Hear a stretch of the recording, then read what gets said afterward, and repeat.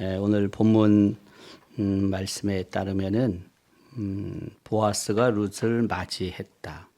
그리고 아내로 삼았다.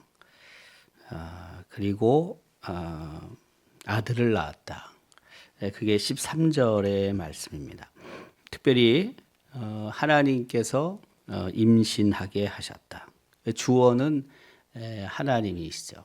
생명을 주시는 분은 하나님이시라는 것을 분명하게 말씀하고 있습니다. 아들을 낳은 사람은 보아스, 실제는 룻이지만 아버지는 자식을 낳고 어머니는 자식을 기른다. 이게 이제 보통 우리가 하는 말이죠. 뭐 지금은 그렇게 얘기하지만 옛날부터 그렇게 보통 이야기를 하잖아요.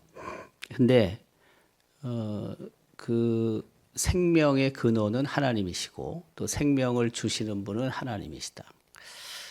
그래서 그 여호와께서 그에게 임신하게 하셨다. 네. 그러니까 자식을 갖게 되는 것은 어쨌든 하나님께서 허락을 하셔야지만 갖는 거다. 그 인간적으로 볼 때는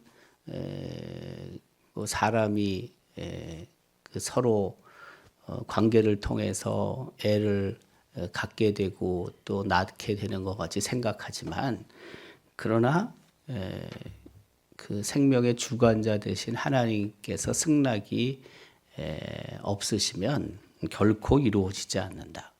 그 사실을 말하고 있습니다. 어쨌든 오늘 본문 기록에 의하면 그 룻이 이제 아들을 낳게 되고 그래서 그 나오미의 가정 엘리멜렉 그 가정에 그 기업 물을 자가 이제 태어나게 됩니다. 그 14절에는 그 아들이 태어나게 되자 그 마을에 있던 여인들이 찬송을 합니다. 찬송. 근데 14절에도 여호와 하나님이 이제 주어죠. 주어. 그러니까 삶의 자리에서 누가 주어냐가 굉장히 사실 중요합니다. 우리가 우리를 주어로 놓고 살 때가 있고 또 하나님을 주어로 생각하며 살 때가 있는데 매번 어떻게 우리가 다 하나님을 주어로 그렇게 생각하며 살겠습니까? 원래는 그렇긴 하지만 그러나 가급적 우리 삶의 자리에서 주어를 하나님으로 놓고 사는 것이 사실은 가장 안전한 거죠. 네. 그래서 여기 14절에도 여인들이 찬양을 합니다. 근데 찬양을 하는데 여호와께서 오늘 내게 기업 물을 자가 없게 하지 아니하셨도다. 이 기업 물을 자가 생겼다는 거죠, 이제. 네. 이 아이의 이름이 이스라엘 중에 유명하게 되기를 원한다. 그리고 이제 이 아이의 이름이 이제 오벳으로 정해지죠. 그게 17절에 기록합니다. 그의 이웃 여인들이 그에게 이름을 지어주되 나오미에게 아들이 태어났다 하여 그의 이름을 오벳이라 하였다. 예. 나오미에게 아들이 태어난 건 아니고 나오미의 원래 손자죠. 네. 하지만은 이제 기업을 물을 수 있는 자식으로 생각을 하고 그리고 아들이라고 그렇게 평했습니다. 앞서 언급한 것처럼 우리 삶의 자리에서 그 우리의 삶의 주인 되시는 그 하나님을 늘 주인으로 놓고 살 수 있도록 우리의 믿음을 날마다 점검해 볼 필요가 있습니다. 제가 결혼하는 그 친구들을 만나면 뭐 이런저런 그 이야기를 시간들이 없으니까 그렇게 할 수도 없고, 근데 가장 중요한 것은 그 삶의 주인이 하나님이시다라는 것을 잊지 말라는 말은 꼭 합니다. 하나님께서 우리를 만나게 하셨다. 두 사람을 만나게 하셨다. 하나님께서. 그럼 내가 좋아서 만난 것보다는 하나님께서 어쨌든 당신을 만나게 하시고 또 하나님께서 사랑하게 하셨다. 사랑하게 하셨다. 내가 뭐 당연히 좋아서 사랑하는 거긴 하지만 그러나 하나님께서 사랑하는 마음을 내게 주시지 않으면 상대방을 사랑할 수 없는 거죠. 그러니까 주어가 하나님이라는 거예요. 하나님. 하나님이 사랑하게 하셨다. 그리고 하나님께서 결혼하게 하시는 거다. 하나님께서 결혼하게 하시는 거다. 뭐 만났다고 다 결혼하는 건 아니잖아요. 네. 오히려 만나서 결혼하지 못하는 경우가 훨씬 더 많죠. 네. 남녀가 만나서 가정을 이루지 못하는 경우들이 확률로 보면 더 훨씬 크죠. 네. 그러니까 가정을 이루게 되는데 결혼하게 되는데 하나님이 허락하셔야지 그것도 가정이 이루어지는 거거든요. 그러니까 하나님이 만나게 하시고 하나님께서 사랑하게 하시고 하나님께서 결혼하게 하시는 거예요. 하나님이 가정을 갖게 하시는 거예요. 그러니까 주어를 하나님으로 놓고 사는 것이 뭐 하나님께 모든 것을 다 미루는 것과 같은 굉장히 내가 피동적인 그런 사람으로 혹 생각이 들지 모르지만 그런 믿음으로 보면은 내가 주어가 아니라 하나님이 주어가 되는 것이 분명히 맞는 거죠. 분명히. 그래서 하나님이 만나게 하시고 하나님이 사랑하게 하시고 하나님께서 결혼하게 하시고 하나님께서 그 가정을 이루게 하신다. 이런 믿음의 고백이 우리에게 굉장히 중요한 거죠. 성경의 기록을 보면은 주어가 하나님인 경우들이 무진장 많은 거죠. 네. 근데 우리 인간의 삶 혹은 인간의 기록들을 보면 하나님이 주어가 되지 않죠. 다 누가 인간이 주어가 되는 거죠. 인간이 주어가. 그러니까 인간이 주어가 되다 보면은 결국에는 그 싸움이 있는 거예요. 불화가 있는 거예요. 원망과 불평이 많은 거예요. 그 안에 평화가 있을 수가 없어요.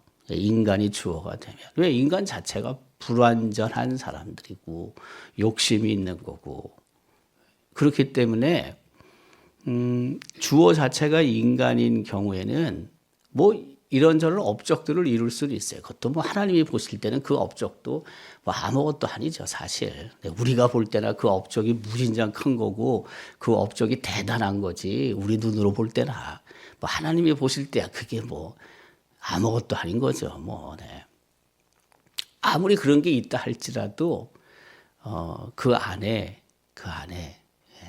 서로에 대한 미움과 시기와 결국에는 싸움이 있는 거예요. 싸움. 그러니까 주어 자체가 내가 아니라 인간이 아니라 하나님이 될 때 제일 안전한 거거든요. 그래서 그 이야기를 해요. 여러분 뭐 가정에서도 혹 뭐 좀 다툼이 있을 때 보면은 이 주어 자체가 다 이제 나, 너 이렇게 되는 거거든요. 이게 여러분 다툼을 할 때 거기 하나님이 언급되는 경우가 있을까요? 거의 없죠. 네. 하나님이 언급되는데 여러분 어떻게 거기에 다툼과 언성이 높아지고 싸움이 생기겠습니까? 하나님이 사라져요. 싸울 때는. 만약 하나님이 막 언급되면서 싸운다. 이게 말이 안 되는 거거든요. 네. 실질적으로 얘기가 안 되는 거거든요. 가급적 우리 삶의 자리에서 주어가 하나님이 될 수 있도록 우리의 삶을 이끌어가는 것이 진짜 안전한 겁니다. 제일 안전한 거예요. 오늘 이 본문에는 어쨌든 주어가 하나님인 경우가 계속 등장하고 있거든요. 하나님께서 임신하게 하셨다. 예, 여호와 하나님께서 기업 물을 자를 주셨다. 예. 그래서 그 여호와 하나님을 찬양하는 겁니다. 근데 저는 이 본문을 보면서 느끼는 게 있는데 다른 것이 아니라 동네 여인들이 그 나오미 그리고 룻에게서 아들이 태어나게 되는데 정말 기뻐해 줘요. 예, 너무나 기뻐해 줘요. 이 본문이 굉장히 밝잖아요. 그리고 막 즐거움과 기쁨이 이 안에 있어 보이잖아요. 14절에도 그렇고 15절도 그렇고요. 그렇죠? 네. 16절, 17절도 계속 그 격려하고 또 뭐 박수 쳤다는 말은 없지만 박수를 치는 느낌이 있고 서로 기뻐하고 이렇잖아요. 그 남이 잘 되는 꼴을 우리가 사실 잘 못 보는 경우들이 많습니다. 네. 남이 잘 되면은 함께 기뻐해주고 함께 박수를 쳐야 하는데 그 속에 꽁한 마음이 있어갖고 아주 속이 좁아가지고 우리가 함께 기뻐해주지 못하는 경우들이 많은데 이 경우를 보면은 그렇지가 않아요. 네. 그러니까 주변에서 벌어지는 여러 일들 속에서 감사하고 기뻐할 일들이 생겼을 때 더 우리가 기뻐해주고 함께 즐거워해야 될 이유가 사실은 분명히 있죠. 뭐 이 본문이 혹 립 서비스라고 생각을 할 수도 있습니다. 그렇지만 설령 그게 립 서비스라 할지라도 칭찬과 격려와 기쁨과 즐거움을 함께 누리는 것이 굉장히 중요합니다. 속으로 진짜 그런 마음을 가지고 하는 게 제일 좋겠지만 만에 하나 설령 그 정도까지 안 된다 할지라도 그래도 그렇게 하는 게 중요하다고요. 그 14절 하반절은 이렇게 기록해요. 이 아이의 이름이 이스라엘 중에서 유명하게 되기를 원하노라. 이스라엘 중에서 이 아이의 이름이 유명해지기를 원한다. 사실 우리가 이런 표현은 잘 안 쓰죠. 누가 태어났는데 혹은 처음 누구를 만났는데 그 집의 아이에 대해서 이렇게 말하는 경우가 별로 없잖아요. 어떻게 보면 저는 생각할 때 최고의 축복이라고도 할 수 있어요. 복을 비는 거라고도 할 수 있어요. 이게. 그 옆에 있는 만나는 아이들에 대해서 이렇게 복을 비는 축복하는 자로 살 이유가 있는 거죠.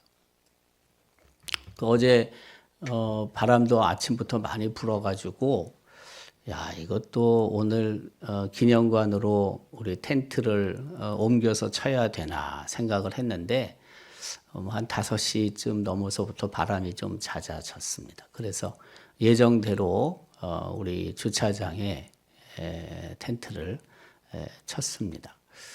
뭐 정확하게 지금 뭐 제가 아직 보고를 못 받았는데 그 기념관 로비에서도 애들 액티비티가 있었거든요.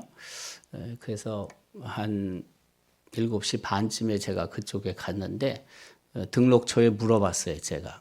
그랬더니 그 정도 시간까지 47팀이 신청을 했다고 그러더라고요. 47팀에 이제 애들도 포함되는 가정도 있고 또 혼자 온 가정도 있어요.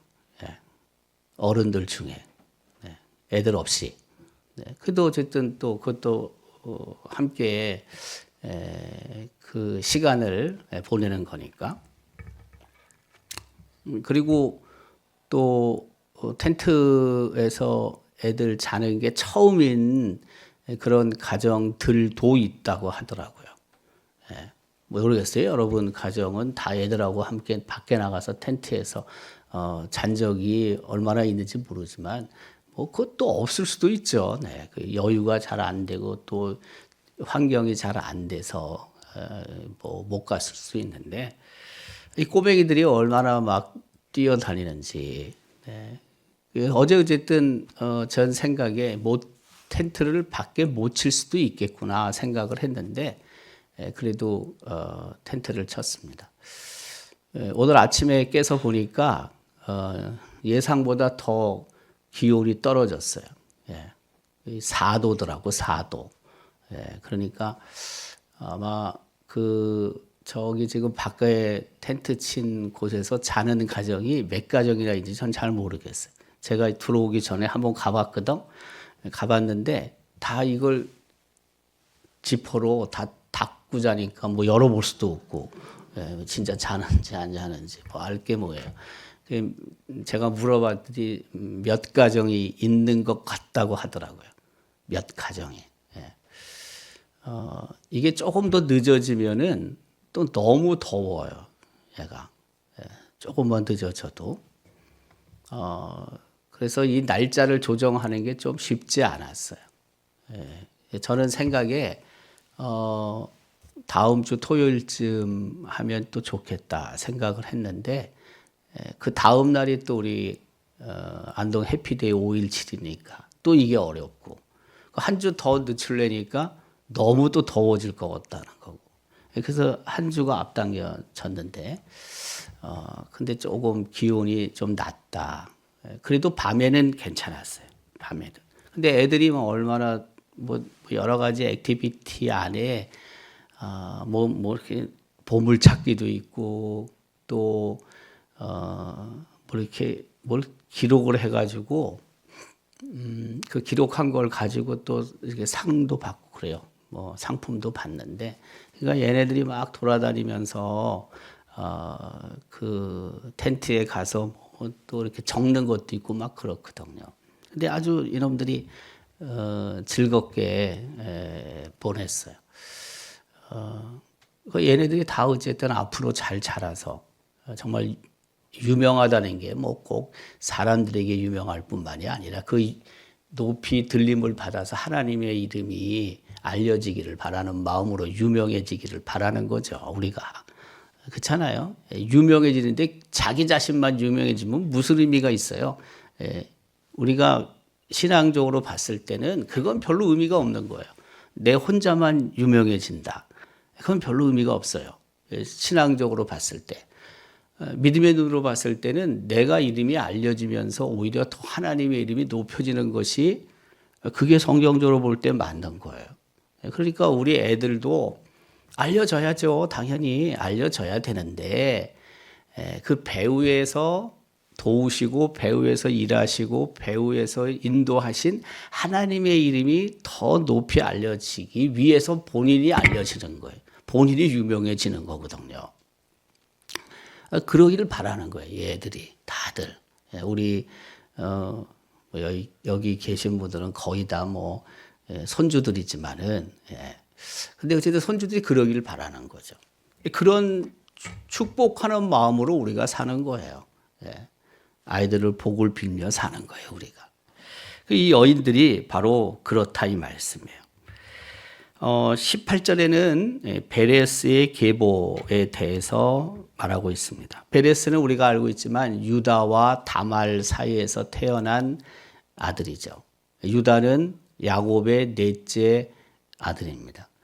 유다 지파는 그 이스라엘 백성이 애굽에서 나와 광야 생활을 할 때 텐트를 치고 또 텐트를 걷고 또 출발하고 또 하나님께서 명령하시면 스톱하고 또 텐트를 치고 그랬잖아요.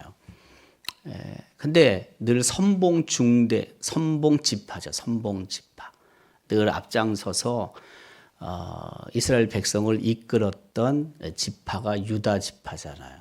네. 우리가 군대 가면은 뭐 선봉 소대, 뭐 선봉 중대, 뭐 선봉 대대 이런 말을 하거든요. 그러니까 제일 우수하다 이거예요. 쉽게 얘기하면. 네. 이 유다 지파도 그런 거예요. 유다 지파의 에서 다윗이 나온 거고 유다 지파에서 예수 그리스도가 나온 거잖아요.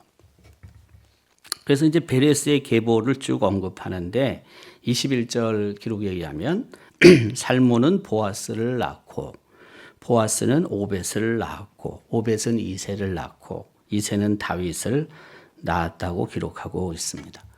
보아스는 다윗의 증조부가 되는 거죠. 증조부가. 네. 그리고 다윗에서 쭉 내려가면 예수님이 태어나는 거죠. 그러니까 이 집안이 믿음의 거인들이 태어났어요. 믿음의 거인들이. 뭐 다른 사람들, 중간에 있는 사람들이 얼마만큼 믿음 안에서 살았는지 또 그 믿음의 큰 행적을 나타냈는지 명확하지 않은 사람도 다수 있지만 이 안에는 그렇지만은 그 베레스 그다음에 유다 베레스 쭉 내려가서 다윗이 있고 쭉 내려가서 예수 그리스도가 있는데 어쨌든 그 믿음의 거물들이 이 가정에서 출생했다라는 것은 틀림이 없는 거죠. 전부 다는 아니지만 우리 가정도 후손들도 그 믿음의 거인들, 믿음의 거물들이 태어나기를 다 그 할머니, 할아버지, 엄마, 아버지들이 바라잖아요, 사실. 근데 이게 뭐 한 세대, 두 세대 혹은 뭐 세 세대는 모르지만은 이게 계속 이게 이어지는 게 참 쉽지 않다. 우리가 늘 압니다, 그게. 네.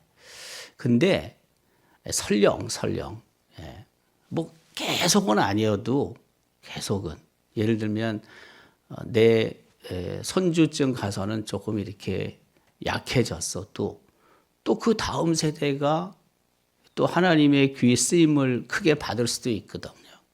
끊어지지 않고 어쨌든 계속 이어간다는 것은 확률적으로 봤을 때 가능성이 있다는 거예요.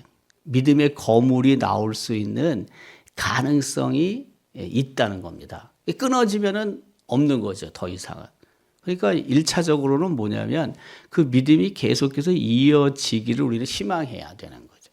계속 이어지기를 하나님 앞에 기도해야 하고 계속은 아니어도 중간중간만이라도 어쨌든 그 믿음의 거인들이 그 등장하기를 위해서 우리는 또 기도할 필요가 있는 거죠. 희망해야 되는 거죠. 18절에부터 시작된 이 믿음의 계보에 등장하는 사람들 모두가 다 그렇게 뛰어난 믿음의 사람들로 보기는 어렵습니다. 뭐 기록이 없기 때문에 정확하지는 않지만 말입니다. 우리 우때 믿음을 갖고 있는 가정들이 있잖아요. 부모님들 혹은 또 할머니, 할아버지 또 그 윗때부터 쭉 내려온 믿음의 그 계보를 이어가고 있는 가정들이 있잖아요. 우리 2022년도 경안로의 100주년을 맞이하면서 우리 경안로의 경내에 있는 믿음의 식구들 가운데 가장 오래된 가문이 7대 손이었거든요. 7대 가문이었거든요. 믿음이 7대까지 이어졌다고요. 그때 조사해 보니까. 근데 지금 이제 4년쯤 지났는데 8대까지는 안 갔겠죠. 4년밖에 안 됐으니까. 네. 어쨌든 그 7대로 쭉 이어오는 것도 대단한 거죠. 이어지는 게. 근데 그 7대 가운데서 어때요?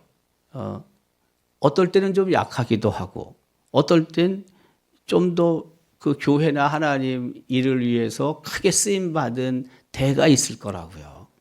근데 이게 중단이 돼버리면은 그럴 기회조차도 없는 거니까 희미하게라도 계속 이어질 수 있어야 한다. 어쨌든. 그러다 보면 또 하나님께서 한 뭐 9대쯤 가가지고 정말 귀하게 쓰임받는 큰 일꾼을 하나님께서 그렇게 사용하실 수도 있는 거고 또 한 뭐 12, 3대 가서 또 그런 일이 생길 수도 있는 거 아니겠어요. 바로 뭐 오늘 본문은 그런 것을 우리에게 말씀하고 있는 거예요. 언제나 뭐 탁월한 사람이 어떻게 매번 배출되겠습니까, 여러분? 그것도 욕심이지. 그럼 우리 가문에서만 탁월한 사람이 맨날 배출되고 다른 데는 뭐 질이 멸멸해야 됩니까? 그것도 아니지. 계속 그렇게 되면 좋긴 하겠지만 그러나 설령 그런 대가 생긴다 할지라도 그걸 보면서 뭐예요? 다음 대는 내가 좀 더 하나님 앞에 그 아름다운 믿음으로 헌신하고 섬기며 살아야겠다. 이걸 보는 거고, 그럼 그 다음 때 가서는 또 그 하나님께 들림 받을 수 있는 거니까 이렇게 이어갈 수 있도록 우리가 우리의 삶을 잘 조절해 가야 한다는 것을 하나님께서 우리에게 말씀합니다. 보아스와 룻, 나오미 이 관계 속에서 오늘 룻기 마지막 장 마지막 절 우리가 읽지만은 계속 어쨌든 우리도 그 믿음의 계보가 이어지고 또 그 계보 안에서 하나님께 귀 쓰임 받을 수 있는 우리 자녀 손들 후손들이 될 수 있기를 주님의 이름으로 기원합니다.